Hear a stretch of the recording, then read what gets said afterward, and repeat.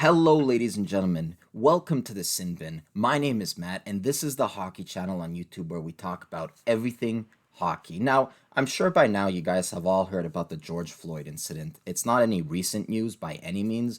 It's been in the news for a couple of days now, and I'm sure you guys all have your opinions on it.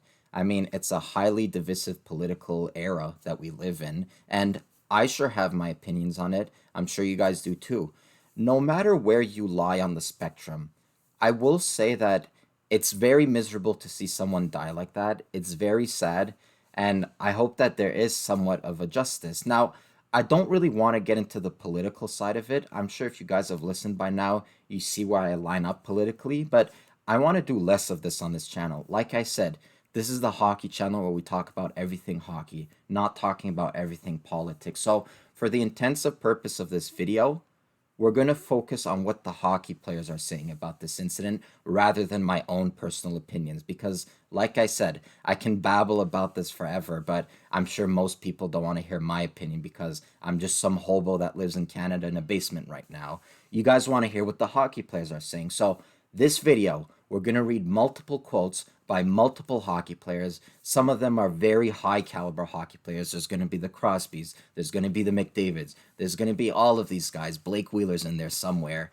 We're going to read quotes and I'm going to let you guys formulate your own opinions. Now, I am not advocating any which side. I am not advocating either for the Black Lives Matter movement or against the Black Lives Matter movement. Again, that's not the point of my video. It's not to put out my political opinion. It's to show you what the hockey players are saying.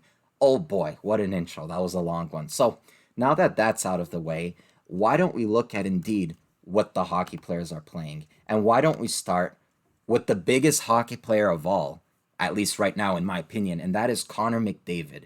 He says, like everyone else, I watched the horror of George Floyd's murder, and I felt helpless and sick to my stomach.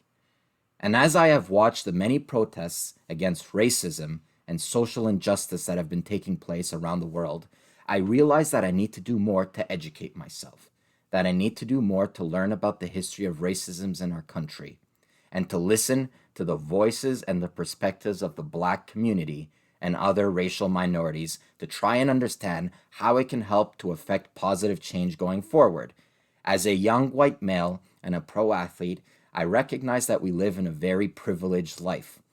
I believe that the time is now for all of us to go out of our comfort zones, to not sit idly on the sidelines, and to be part of the solution to ensure that we end racism in our society.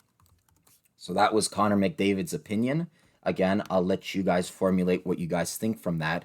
Possibly the biggest hockey player right now, other from maybe, arguably, Sidney Crosby and Nathan MacKinnon. Why don't we get into some other big names here? And we got Auston Matthews. He says, as a Latino American, it is impossible for me to understand and fathom what others endure. My thoughts and prayers go out to all of those who have lost loved ones and who have endured pain and suffering due to hateful, racist attitudes and beliefs. The world must unite, not divide. We need to stand together in support of justice. Love and peace for all. We need to change. Auston Matthews via Twitter. All right, let's hear from an African Canadian, I believe, or a Haitian Canadian hockey player, Anthony Duclair. He says, we all have a voice. Use it. Help create an environment where we can all be treated equally. No matter what your race, religion, or belief you may have, you should not stay silent about social inequality. Please spread the word. Justice for all. Anthony Duclair.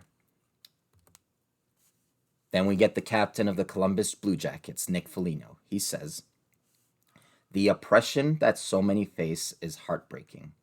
I will never pretend to understand your pain. However, I will promise to better myself and my children so that this moment in time will be looked at and remembered on as when the world started to heal and come together.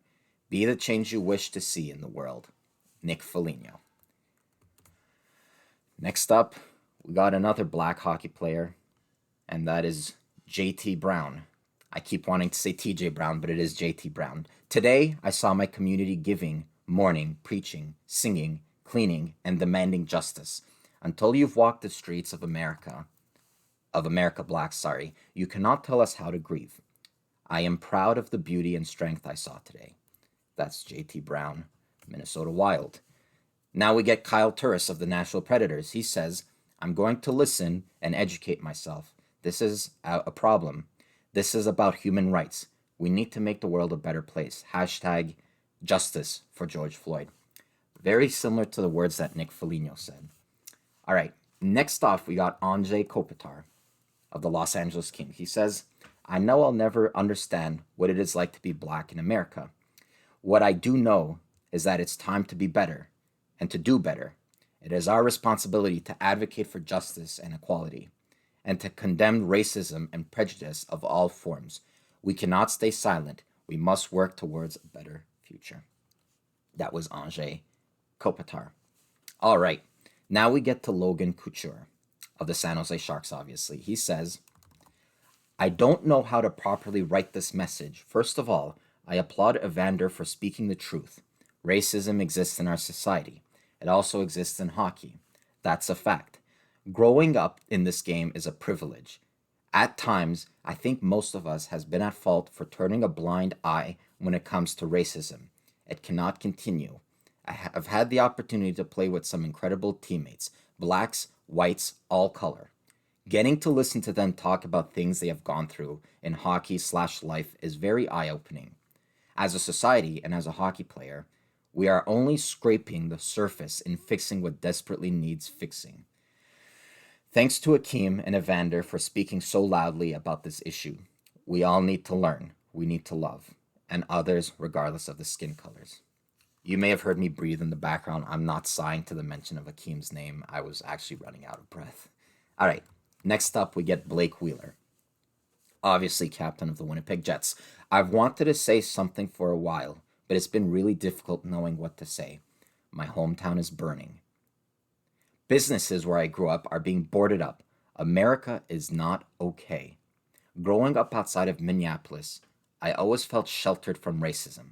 That's because I was. Most people I grew up with looked like me. I never had to be scared when I stopped at a traffic light or saw the police in public. My kids will never know that fear either. I'm heartbroken that we will still treat people this way. We need to stand with the black community and fundamentally change the leadership in this country has dealt with racism. I'm sorry it has taken long, but I'm hopeful that we can change this now. George Floyd's life mattered. Ahmaud Arbery's life mattered. Did I pronounce that correctly? Okay. Ahmaud Arbery's life mattered. So did every other life that has been lost by the senseless violence and racism. That was Blake Wheeler's word. Very nice words, if I might say so. Very long-winded and very sentimental. All right, next up we get Connor Carrick.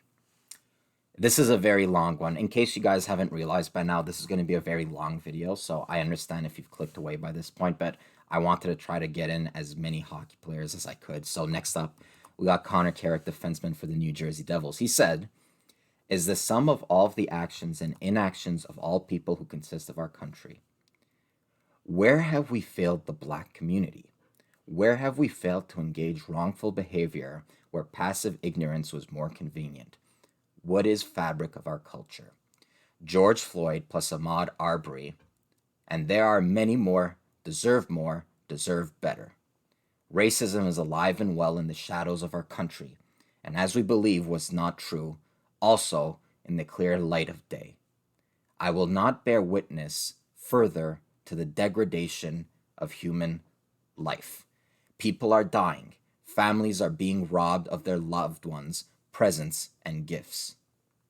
Mr. Floyd had his life sucked out of him. Mr. Arbery was blatantly hunted. We must see, acknowledge, listen to the struggles of minority. We must hear the generational hurt and sit with what we morally look like in the mirror when we examine more closely. We must change individually to foster change nationally.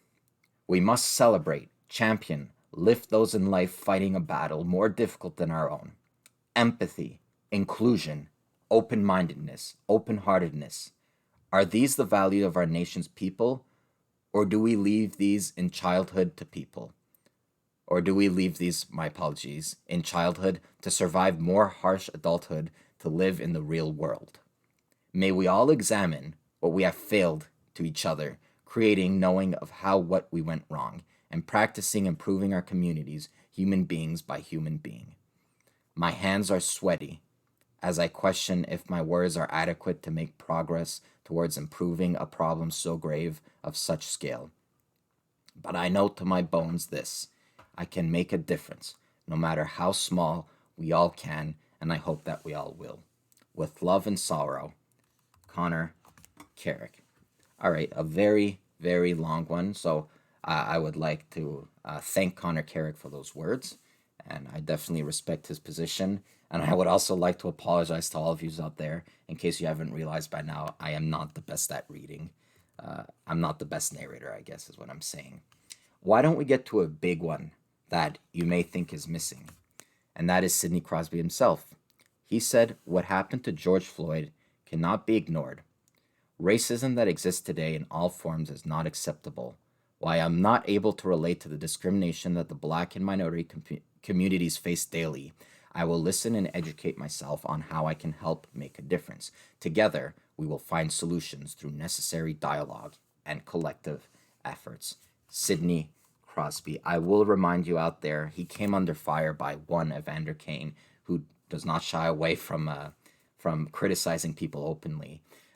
Evander Kane said that as the league's best player, Sidney Crosby should put out a statement, and that probably prompted him to put out one sooner rather than later. So there was Sidney Crosby's statement. There were the statements of multiple hockey players. If you've made it this far in the video, I would like to thank you, first of all. Again, I'm not saying whether I agree with what they're saying, whether I'm disagreeing. I'm not saying that at all. I am just presenting you what the hockey players are saying. And for you guys in the comments, let's try to keep this civil. I know it's hard for you out there when you have disagreements. I know it's hard for you to like intelligently point why you disagree, and instead people just resort to insults and inflammatory comments. Let's be smart here. I mean, we're hockey fans. It's the best sport in the world. We're the best fans in the world. Don't prove the naysayers right by acting like an imbecile. So, for the intents and purpose of this video, let's try to be civil in the comments. My name was Matt. I hope you enjoyed this. If you did like this content, and I promise once this is all over and hockey starts, we'll get more hockey content, or at least concrete hockey content. Make sure to like, make sure to subscribe to Sinbin, make sure to follow me on Twitter. Very entertaining. And if you want to continue the chat after the cameras are shut, make sure to follow in the link in the description for the Discord link, and you can follow us there. My name was Matt. Keep your stick on the ice.